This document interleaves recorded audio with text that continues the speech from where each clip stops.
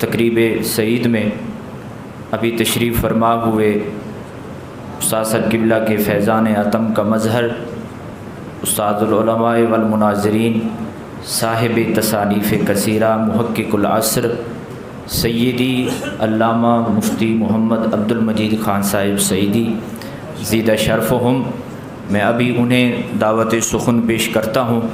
حضرات محتشم، آپ جن کے عرس مبارک میں آج شریک ہیں، یقیناً برکتوں کے نزول کے لمحات ہیں۔ کسی بھی شخصیت کے مقام اور مرتبے کو دیکھنا ہو تو عمومی طور پر 3 سے 4 چیزوں کو سامنے رکھا جاتا ہے۔ سب سے پہلی بات یہ دیکھی جاتی ہے کہ اس ہستی کا تلمذ کہاں سے ہے، اساتذہ میں کون کون شمار ہوتے ہیں، ان کا مقام و مرتبہ کیا ہے۔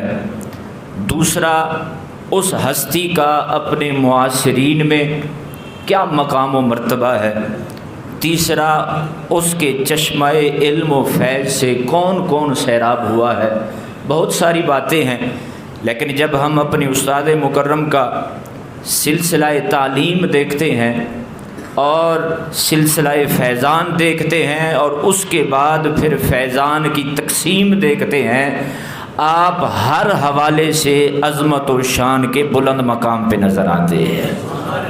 حضرت قبلہ فیضی کریم رحمۃ اللہ تعالی علیہ، اور ان کے بعد حضور غزالی زماں رحمۃ اللہ تعالی علیہ، اور ان کے بعد سیدی ابو البرکات رحمۃ اللہ تعالی علیہ، یہ عظیم سلسلہ ذہب جن سے آپ نے علم فنون کے عظیم گوہر حاصل کیے۔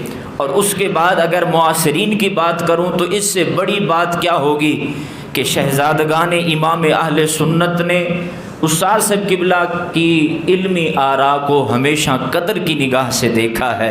اور فیضان علم کی بات دیکھیں تو ہر شعبے کے اندر قبلہ سے فیض پانے والے دین کی خدمت کر رہے ہیں اور آپ کا فیضان لوٹا رہے ہیں۔ میں دعوت سخن پیش کرتا ہوں محقق العصر علامہ مفتی عبد المجید خان صاحب سعیدی صاحب کو۔ استقبال کریں نعروں کی بلند آواز میں، نعرہ تکبیر، اور بلند آواز سے نعرہ تکبیر، نعرہ رسالت، نعرہ خلافت، نعرہ حیدری، عظمت و شان مصطفیٰ۔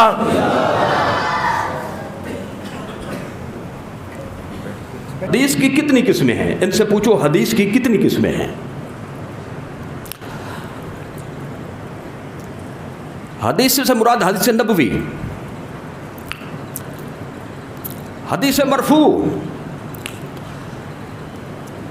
اس کی ایک اعتبار سے 3 قسمیں ہیں، اپنے منتہا کے اعتبار سے 3 قسمیں ہیں۔ ایک ہوتی ہے حدیث قولی، دوسری ہوتی ہے حدیث فعلی، اور تیسری ہوتی ہے حدیث تقریری۔ قولی کا مطلب حضور اپنی زبان مبارک سے فرما دیں، وہ حدیث ہو گئی۔ فعلی سے مراد کوئی کام حضور کر کے دکھا دیں، وہ ہو گئی فعلی حدیث۔ اور تقریری سے مراد یہ ہے حضور کے سامنے کوئی کام ہو، سرکار اس کی تردید اور تقلید فرمانے کی بجائے اس کو برقرار رکھیں، وہ بھی حضور کی حدیث بن گئی۔ تو اب جو لوگ یہ مطالبہ کرتے ہیں کہ حضور نے کیا ہو تو دکھاؤ، صحابہ نے کیا ہو تو دکھاؤ، تابعین نے یہ کام کیا ہو تو دکھاؤ، تو پہلی بات تو میں یہ عرض کروں گا کہ قرآن کو اس میں شامل کیوں نہیں کیا گیا؟ کہیں قرآن کے انکار کا پروگرام تو نہیں بن رہا؟ قرآن کا مطالبہ کیوں نہیں کیا؟ حضور نے کیا ہو تو دکھاؤ کہتے ہیں۔ اور دوسری بات یہ کہ جب حدیث کی 3 قسمیں ہیں تو قول اور تقریر کا تم نے انکار کیوں کیا؟ کیا حدیث قولی معتبر نہیں؟ حدیث تقریری کا کوئی اعتبار نہیں؟ تو لہذا پہلا جواب یہ ہے کہ عمل کا حوالہ مطالبہ کرنا یہ جہالت ہے یا پھر یہ ظلم عظیم ہے۔ جب رسول اللہ صلی اللہ علیہ وسلم کی حدیث 3 قسم ہے، یوں کہو نا، حضور کے قول سے دکھاؤ، حضور کے عمل سے دکھاؤ، سرکار کی تقریر سے دکھاؤ، لیکن مطالبہ کرتے ہیں صرف اور صرف عمل کا اور فعل مبارک کا۔ تو اس میں بڑی تفصیلات کو چھوڑ کر میں سردست اتنا عرض کرنا چاہتا ہوں، रसूलुल्लाह सल्लल्लाहु अलैहि वसल्लम का किसी काम को न करना, हुजूर का तर्क किसी अम्र को मुतलकन नाजायज होने की दलील नहीं। ये उस वक्त नाजायज होने की दलील है जब हुजूर उस काम को नापसंद करके छोड़े। अगर नापसंद नहीं फरमाया, किसी हिकमत से उसको छोड़ा है तो वो नाजायज़ नहीं होगा, उसका करना नाजायज़ नहीं होगा। मैं छोटी सी मिसाल पेश करता हूँ। माशाअल्लाह मस्जिद शरीफ में सब हाजिर हैं। 5 वक्त क्या होती है इसमें? नमाज। और नमाज के लिए क्या होती है? अजान। अजान सब देते हैं। अजान का मसला ऐसा है कि जिससे किसी को इख्तलाफ नहीं। तो सवाल यह है कि एक हदीस दिखाई जाए कि रसूलुल्लाह सल्लल्लाहु अलैहि वसल्लम ने पूरी हयात तैयबा मक्किया में या जिंदगी पाक मदनी में, काबा शरीफ में, मस्जिद कुबा में, मस्जिद नबवी सानी में हुजूर ने किसी मस्जिद में खुद अजान कही हो? हुजूर ने कभी अजान नहीं कही। तो जब कही नहीं तुम क्यों कहते हो? जबकि उसूल यह बयान किया गया जो काम हुजूर न करे उसका करना ही जायज नहीं होता जी। अब यही कहा जाएगा हुजूर ने अमल से नहीं किया तो कौल मुबारक से तो किया है, हुजूर ने इजाजत तो दी है, हुजूर ने फजाइल तो बयान किया है। तो हुण बंदे दा पुत्र बन गए ना, है? आ गया ना कायदे पर, किसी उसूल पर कि सिर्फ अमल का होना जरूरी नहीं, कौल से भी मसला साबित होता है, तकरीर से भी मसला साबित होता है। बल्कि मैं कहता हूं अगर सरीहन की कोई कायद लगाए यह भी बातिल है। हुजूर सराहतन ना फरमाए, सिर्फ इशारा कर दे तब भी शरी मसला हल होता है।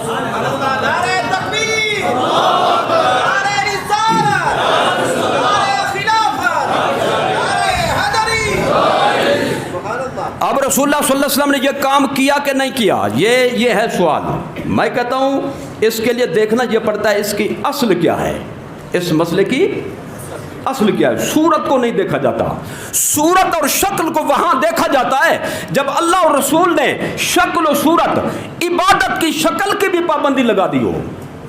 मसलन ज़ोहर के 4 फर्ज हैं जी, 4 रकातें हैं, हर रकात में 1 रुकू है, 2 सजदे हैं। अब 2 रुकू नहीं कर सकते, 3 सजदे नहीं कर सकते क्योंकि हुजूर ने पाबंदी लगा दी।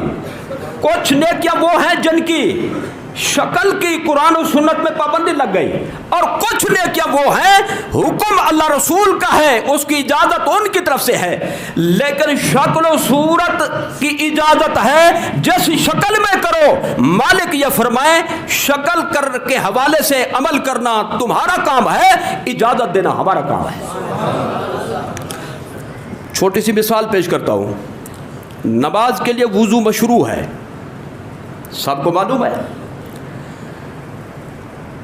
लेकिन वुजू करने के लिए ये नहीं फरमाया गया लोटे से करो तो होगा,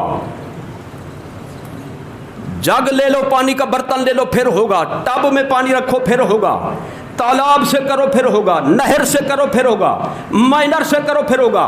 वुजू का तो हुक्म दिया, लेकिन किस तरीके से करें इसकी कोई पाबंदी नहीं। मैं इसको यूं कहना चाहता हूं कि ये टूटियां जो हर मस्जिद में होती हैं रसूलुल्लाह सल्लल्लाहु अलैहि वसल्लम ने नहीं लगवाई, सहाबा ने नहीं लगवाई, ताबीन ने। आप चुप करेंगे तो मैं आपसे हवाला लूंगा, क्योंकि चुप का मकसद ये होगा कि लगवाई है, लगवाई है तो सबूत दिया जाए, नहीं लगवाई तो फिर ये बात समझाई जाए अल्लाह रसूल ने जब नहीं किया तुम क्यों करते हो। यही कहा जाएगा वुजू की इजाजत दे दी, आगे बर्तन की पाबंदी नहीं लगाई, बर्तन की पाबंदी नहीं लगाई। मैं इसी वाले से एक मिसाल साथ मजीद मिलाना चाहता हूं। हज व उम्रा करना मशरू है जी, हज व उम्रा करना मशरू है, मतलूब शरा है, और इसमें कसरत भी मतलूब है। रसूलुल्लाह सल्लल्लाहु अलैहि वसल्लम ने जब उम्रा फरमाया, हज फरमाया, तो आपने तवाफ फरमाया था ज़मीन पर, मताफ में, सफ़ा मरवा की साई फरमाई थी ज़मीन पर। अब तो 3 पोर्शन बने हुए हैं, एक नीचे, फिर उसके ऊपर, फिर उसके ऊपर, फिर सबसे ऊपर। फखरिया कहते हैं हमने ऊपर वाली छत पे तवाफ किया, وہ سوال یہ ہے کہ حضور نے چھت پہ طواف کیا ہے؟ میں دنیاوی مثال نہیں پیش کر رہا، دینی مثال ہے. حضور نے چھت پر طواف نہیں کیا، صحابہ نے نہیں کیا. تو اب جب تم نے چھتیں بنا دی، لوگوں کے حج و عمرے کیوں خراب کر رہے ہو؟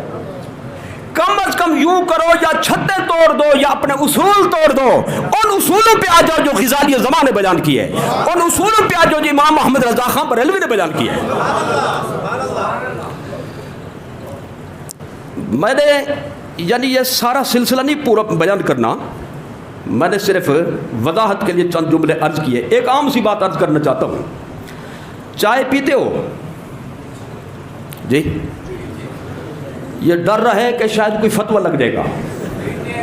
وہ پیتے نہیں پیتے جی؟ ایک بار نہیں بلکہ بار بار، دن رات میں کئی بار. اور کچھ لوگ جاگ نہیں سکتے جب تک چائے نہ پئیں، اور نیند بھی نہیں آتی کچھ ہو جب تک چائے نہ پئیں. تو سوال یہ ہے کہ چائے حضور نے نوش فرمائی، صدیق اکبر نے، فاروق اعظم نے، حضرت ذوالنورین نے، حضرت شیر خدا نے، حسنین کریمین نے. لسٹ بڑی طویل ہے، بیٹری تو ابھی ڈاؤن ہو گئی آپ کی. ہمت کرے ذرا تھوڑا سا. ازواج مطہرات نے نہیں، حضرت بلال نے جی، حضرت سلمان نے، حضور کے دیگر اصحاب نے، اہل بیت کے پاک افراد نے، اویس قرنی نے، سعید بن مسیب نے، تابعین عظام نے، اتباع نے. اور میں کہتا ہوں ائمہ اربعہ سے بھی ثبوت نہیں دے سکتے. انہیں چکھی کہنی تو کیٹلیاں بدھی بدھی.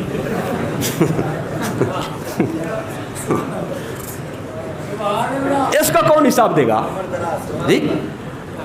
پہلے ہوتا تھا لوٹا ان کے پاس، لوٹا ہو گیا بدنام. اب انہوں نے رکھ لیا کیتلی 10 کلو کی جی، اور اٹھواتے بھی امیر سے ہیں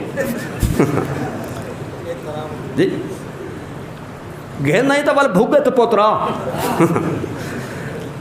دیہاتوں میں جب جاتے ہیں وہ کیتلی بڑے بڑے کام دیتی ہیں ان کو، بلکہ لیتے ہیں. پانی تو ہوتا نہیں، نل کے شل کے نہر شہر ہر جگہ نہیں ہوتی، بس اسی سے کام لیتے ہیں.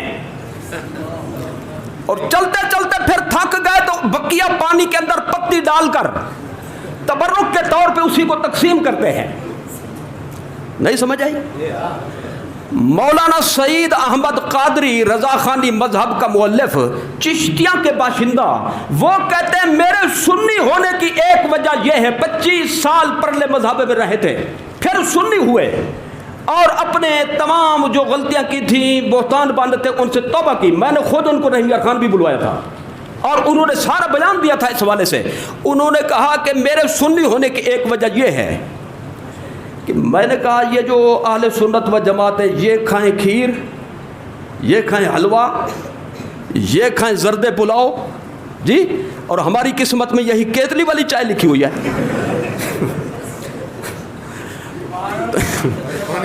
تو کہتے ہیں کہ بھائی یہ، میں نے کہا سعید قادری عافیت اسی میں، چھوڑو اس مذہب کو. تو لہذا میں نے توبہ کر لی. انہوں نے یہ بات خود بیان کی. اچھا، اب ایک مولوی صاحب میدان میں آگے کہنے لگے جی بات یہ ہے کہ یہ جو چائے ہے، چائے نہ بھی پی ہو حضور نے، نہ نوش فرمائی ہو صحابہ نے، کسی نے بھی، اجزاء کو دیکھا جائے گا. کیا دیکھا جائے گا؟ اجزاء کو دیکھا جائے گا.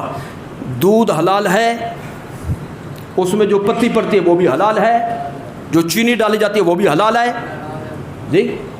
اور بندے زیادہ ہوں، دودھ کم ہو تو پانی اس میں ڈال دیتے ہیں، یہ بھی حلال ہے. خوشبو کے لیے چھوٹی الائچی استعمال کرتے ہیں، وہ بھی حلال ہے. تو جب ایک ایک جز حلال ہے تو مجموعہ کیسے حرام ہو گیا؟ میں نے کہا تیرا چائے کا مسئلہ حل ہو گیا، پیٹ کا مسئلہ حل ہو گیا، ہمارا میلاد کا مسئلہ حل ہو گیا، ہمارا عرس کا مسئلہ حل ہو گیا جی.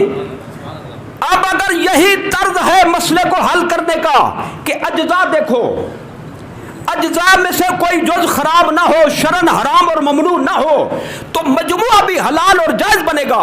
تو میں کہتا ہوں اس مبارک کے جز پر، اس جز پر انگلی رکھ جو حرام ہو.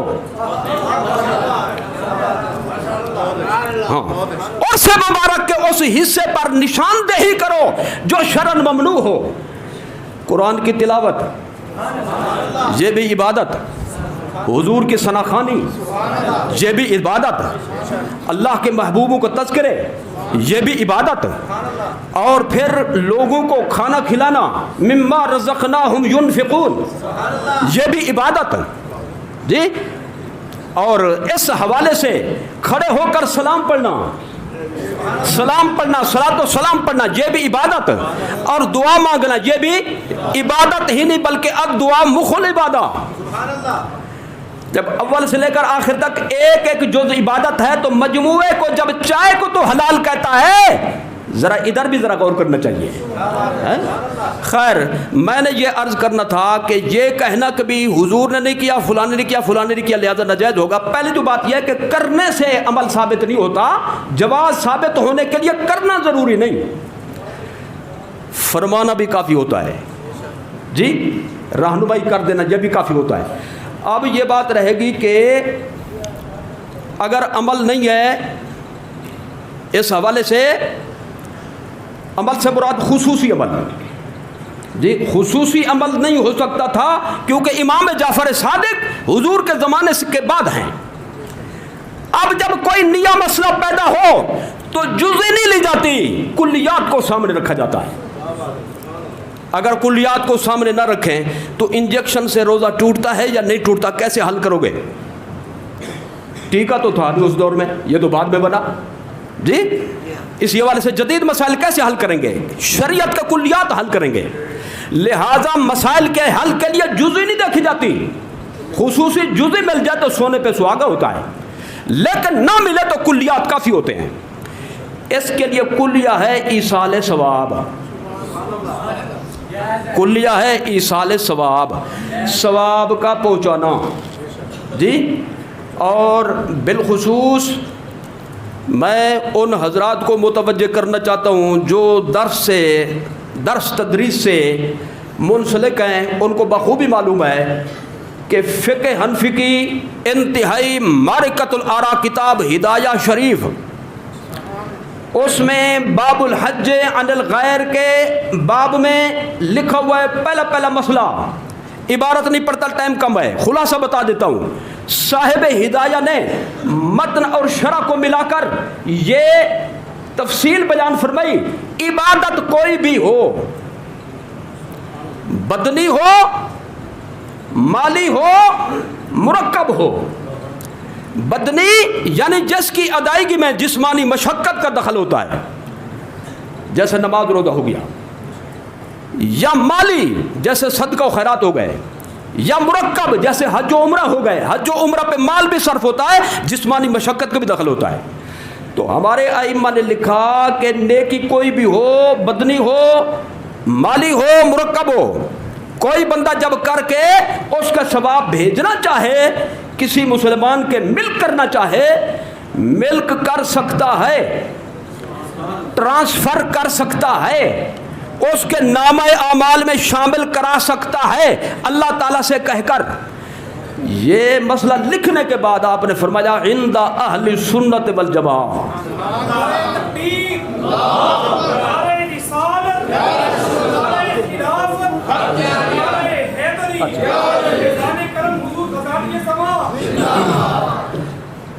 یہ بیان بند کرانے کے لیے تشریف نہیں آتے بلکہ جاری کرنے کے لیے آتے ہیں۔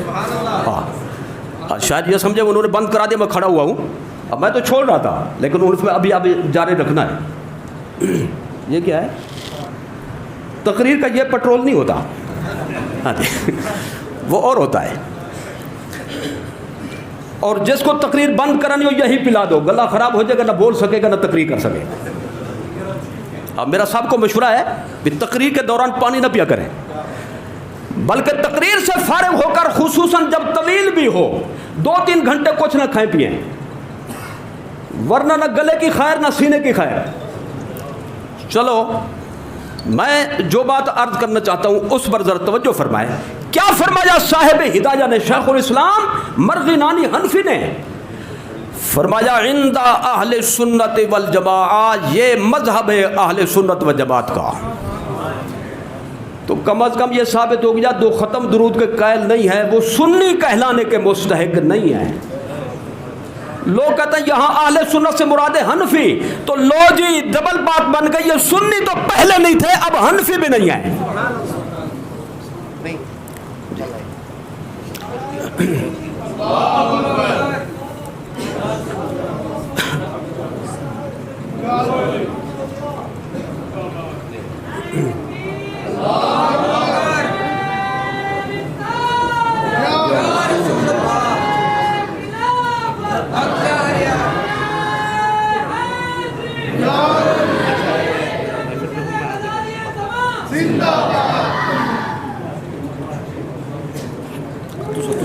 نعرہ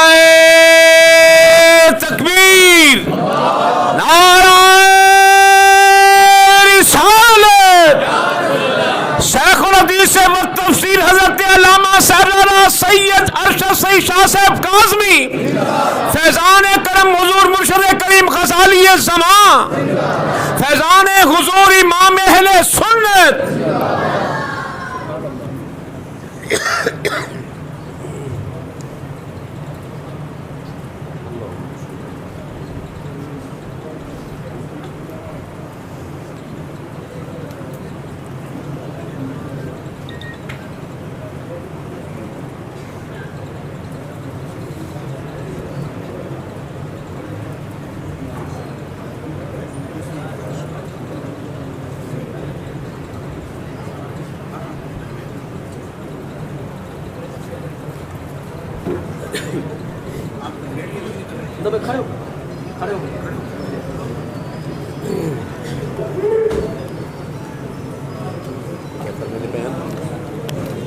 فرمایا حضرت صاحب کو تھوڑی دیر لگ دی پی ہے، بیان کرو، میں تھا کیا آپ کرو۔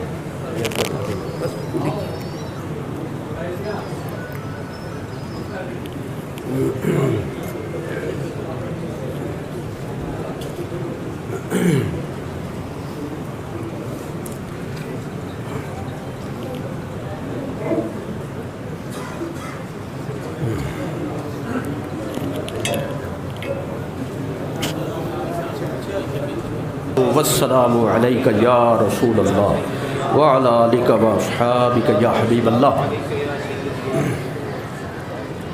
میں نے تو میک چھوڑ دیا تھا، حضرت سے بھی میں نے عرض کی کہ آپ خطاب فرمائیں، انہوں نے فرمایا کہ آپ ہی اپنے معروضات پیش کریں۔ تو شکریہ ادا کرتے ہوئے بقیہ جملے اس مسئلے کے حوالے سے جو میں آپ کے گوش گزار کروں گا، کنڈے امام جعفر صادق رضی اللہ تعالی عنہ کے کنڈے، ایک وجہ لوگوں نے اس کے عدم جواز کی بیان کی، اس کے بارے میں آپ نے تفصیل سماعت فرمائی۔ کچھ لوگوں نے اس کے بارے میں یہ شوشہ چھوڑا کہ یہ محفل جو ہے یہ اہل سنت و جماعت کی نہیں بنیادی طور پر، بلکہ یہ آئی ہے اغیار سے، اہل رفض سے، اہل رفض سے لے لیا سنیوں نے۔ تو میں سب سے پہلے تو پڑھوں گا آپ کو ساتھ ملا کر لا حول ولا قوت، یہ تو آسان ہے، سب کو یاد ہوتا ہے، لا حول ولا قوت الا باللہ۔ اہل سنت کو اہل رفض سے کیا واسطہ؟ ایک جملہ اس حوالے سے کافی سمجھتا ہوں۔ بہار شریعت آپ نے سبحان اللہ پڑھی ہے، اور جنہوں نے پڑھی انہوں نے سنی ہے۔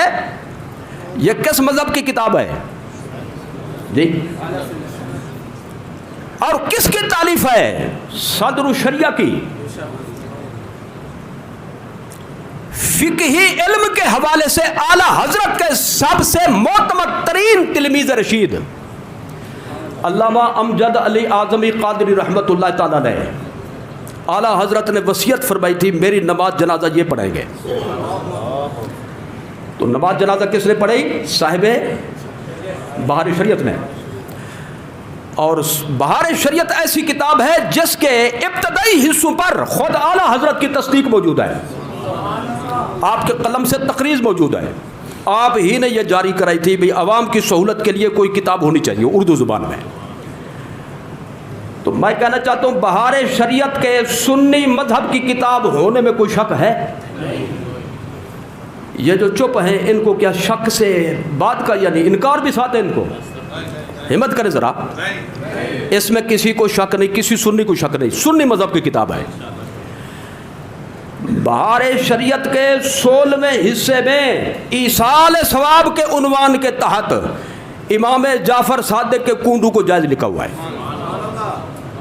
لو جی کہاں گئے رافضی, کہاں گئے خارجی جی, اور یہ جو انہوں نے قلابے ملائے تھے وہ کہاں گئے, حقیقت کیا رہی اس کی؟ ایک حوالہ بھی اس کے لیے کافی ہے. اور پھر مجھے یہ روایت پہنچی ہے, یعنی باوثوق ذرائع سے ہمیں یہ خبر پہنچی کہ خود اعلیٰ حضرت امام احمد رضا خان فاضل بریلوی کے گھر پہ آستانہ پہ بھی امام جعفر صادق کے کنڈے ہوتے ہیں. اور میرے علم کے مطابق حضور غزالی زمان کی موجودگی میں بھی کنڈے ہوئے. امام جعفر صادق کی یہ محفل ہوئی, ایصال ثواب کی یہ تقریب ہوئی. تو لہذا یہ صرف متنفر کرنے کے لیے طرح طرح کے بہانے تراشے گئے. یہ اغیار کی محفل نہیں, یہ سرکار کی محفل ہے. اچھا, اب ایک دوست یہ کہنے لگے کہ 22ویں کو جب یہ کیے جاتے ہیں, پتہ ہے کہ 22ویں کو حضرت امیر معاویہ کی وفات کی تاریخ ہے, یہ 22 رجب.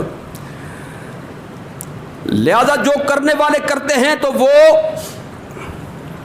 حضرت امیر معاویہ کی وفات کی خوشی میں کرتے ہیں. میں کہتا ہوں جس کی جو نیت ہوگی اس کا نتیجہ لے گا, لیکن سنی کی یہ نیت نہیں, سنی کی یہ نیت نہیں.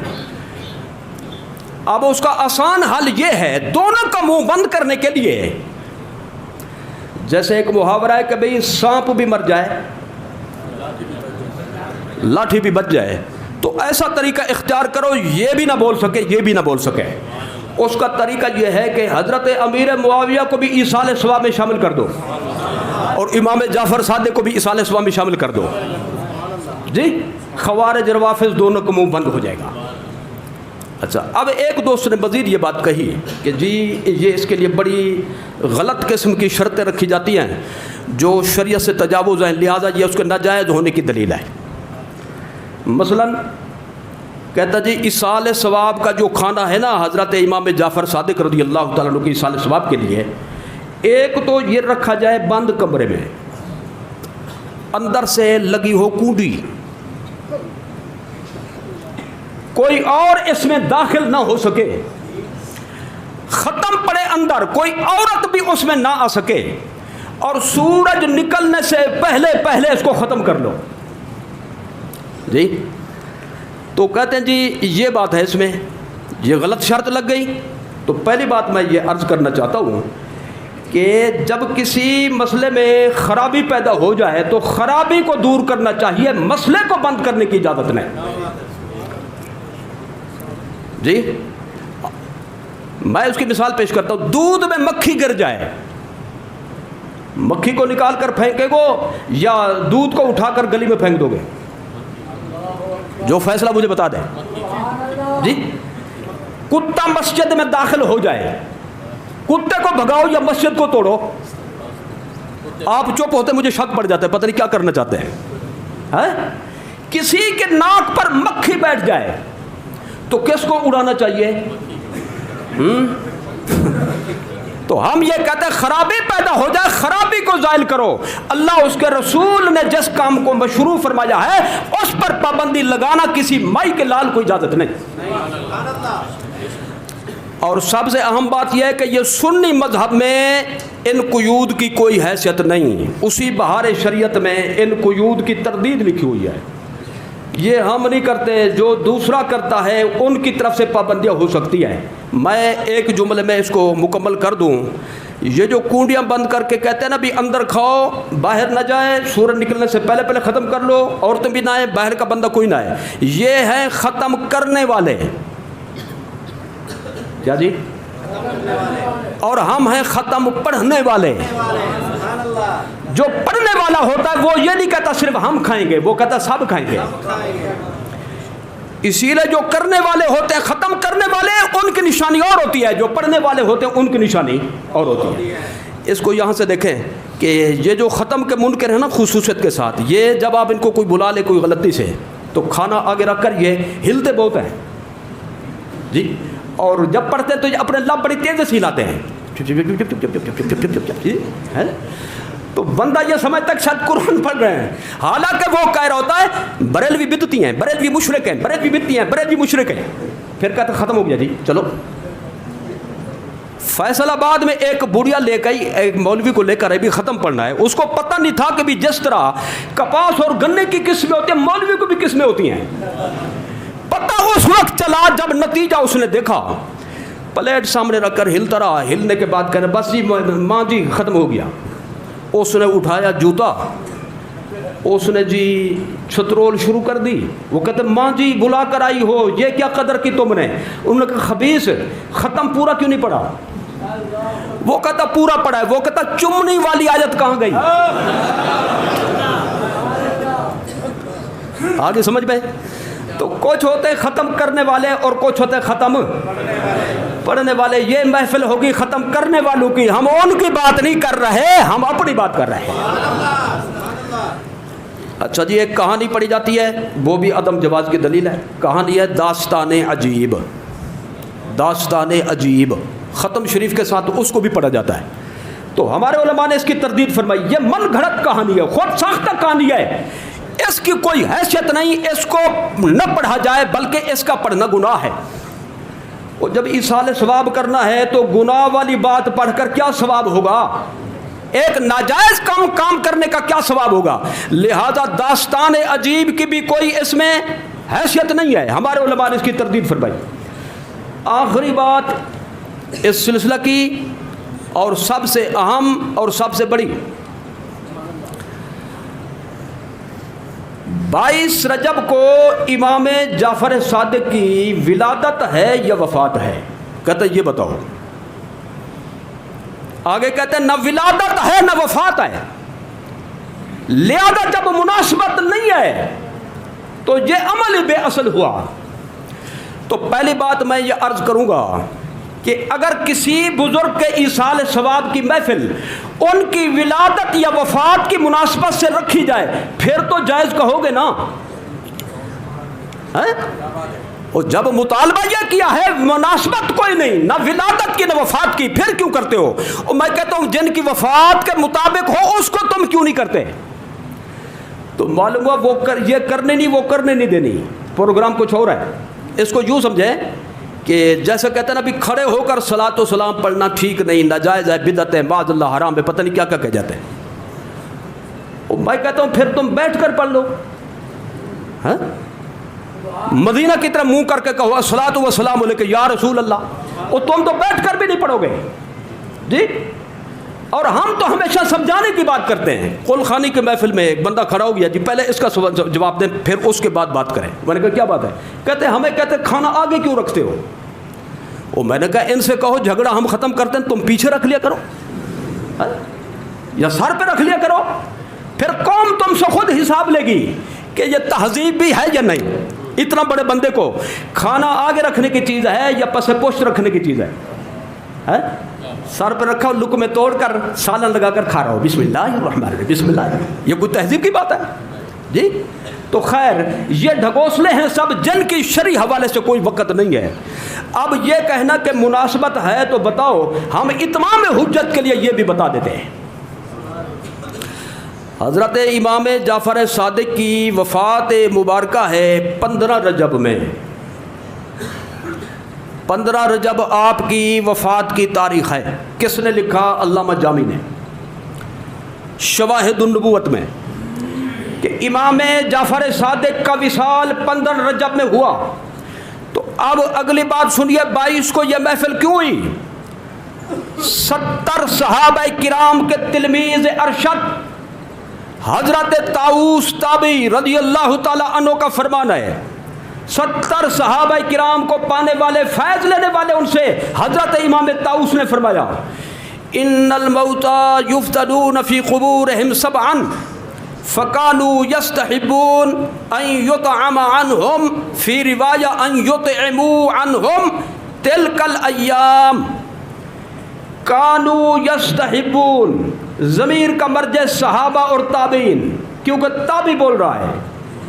معنی یہ ہوگا جب کسی مسلمان کی وفات ہو جاتی تھی، ان کے وصال کے بعد، وفات کے بعد اہل خانہ متعلقین اعز و اقارب خصوصیت کے ساتھ تسلسل سے 7 دن تک روزانہ کھانا پکا کر ایصال ثواب کرتے تھے اور فوت ہونے والے کی طرف سے اس کو تقسیم کرتے تھے. پہلے ایمان سے بتائیں، جب 7 دن آ گئے، پہلا بھی آ گیا کہ نہیں؟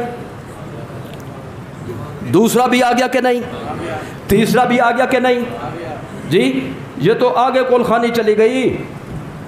تیسرے دن کی کول خانی بھی اس میں آ گئی، پہلے دن کی بھی آ گئی، دوسرے دن کی بھی آ گئی.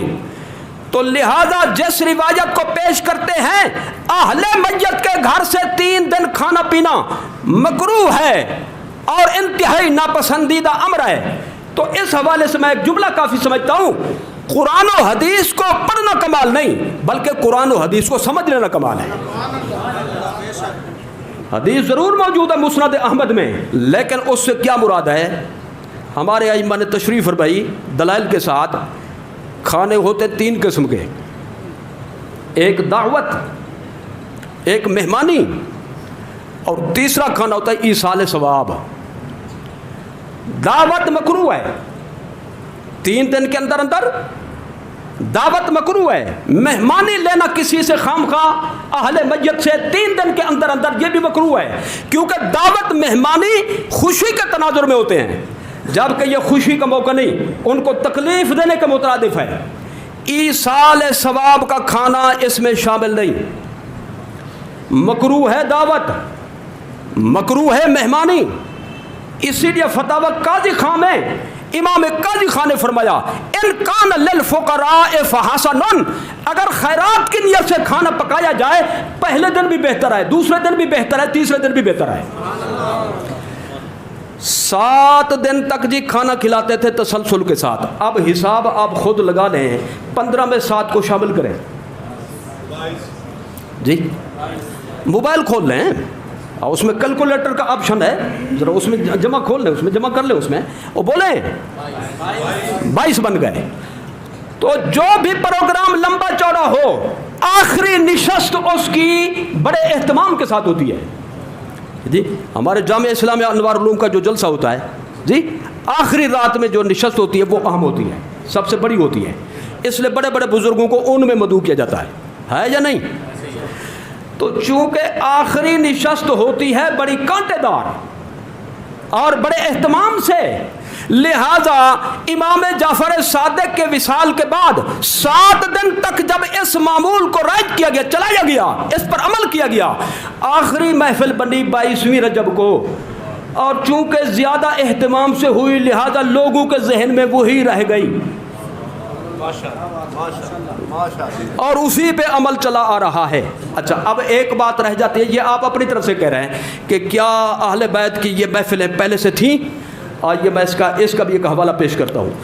تحفہ 12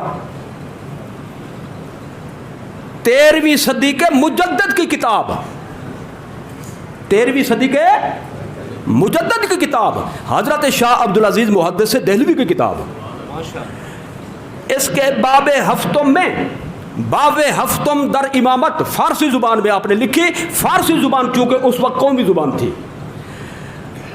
7ویں باب میں امامت کی بحث میں اور دہلی کے چھاپے میں 214 صفحے پر لکھتے ہیں حضرت امیر و ذریت طاہرہ اورا، حضرت امیر و ذریت طاہرہ اورا تمام امت بر مثال پیراں و مرشداں میں پرستند و امور تکوین یارا با ایشاں وابستہ میدانند و فاتحہ و درود و صدقات و نظر و منت با نام ایشاں رائج و معمول گردیدہ.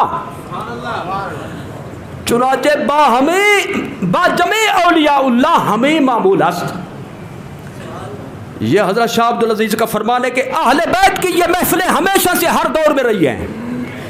تو الحمدللہ سنیوں نے کوئی عمل نیا نہیں نکالا، بلکہ اسی ڈگر پہ چل رہے ہیں جو مدینے سے آ رہا ہے، جو شروع سے آ رہا ہے. نعرہ تکبیر، نعرہ رسالت، جانشین حضور غزالی زمان، مرکزی امیر جماعت اہل سنت پاکستان حضرت علامہ سردار سید مظہر سید شاہ صاحب کاظمی، فیضان حضور مرشد کریم غزالی زمان، فیضان حضور امام اہل سنت